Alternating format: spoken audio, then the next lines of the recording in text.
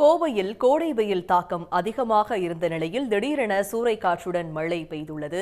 இது பற்றிய கூடுதல் விவரங்களோடு இணைக்கிறார் செய்தியாளர் தென்னிலவன். தென்னிலவன், தற்போது எவ்வளவு மணி நேரமாக மழை பெய்தது? எவ்வளவு கிலோமீட்டர் வேகத்திற்கு சூறைக்காற்று வீசியது? விவரங்களை பகிர்ந்துக்கங்க. நிச்சயமாக. அதாவது கோவையில் பாத்தீங்கன்னா காலையிலிருந்து கோடை வெயிலின் தாக்கம் கடுமையாக இருந்தது. இந்த சூழலில் தான் மாலை 3 மணிக்கு மேல் மேகமூட்டமாக காணப்பட்ட நிலையில 4 மணி அளவுல திடீரென சூறைக்காற்றுடன் கனமழை கொட்டி தீர்த்தது. வெறும் 10 நிமிடங்கள் மட்டுமே பாத்தீங்கன்னா இந்த கனமழையானது மாநகரின் பல்வேறு பகுதிகளில் கொட்டி தீர்த்தது. இந்த சூறைக்காற்றுடன் பெய்த கனமழை காரணமாக கோவை காந்திபுரம் பகுதியில் இருக்கக்கூடிய VKK மேனன் சாலையில இருந்த 4 பெரிய அளவிலான மின்கம்பங்கள் சாய்ந்திருக்கிறது.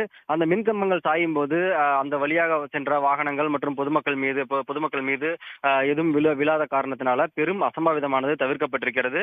தற்போது அந்த பகுதியில் முழுமையாக மின் இணைப்பானது துண்டிக்கப்பட்டிருக்கிறது. தற்போது அந்த இடத்துல மின்வாரிய ஊழியர்கள், அதே போல மாநகராட்சி ஊழியர்கள் அந்த மின் கம்பிகள் மேலும் கீழே சாயாமல் இருப்பதற்காக அதனை தடுத்து அந்த மின் கம்பங்களை கலட்டும் பணியில தற்போது ஈடுபட்டு வராங்க.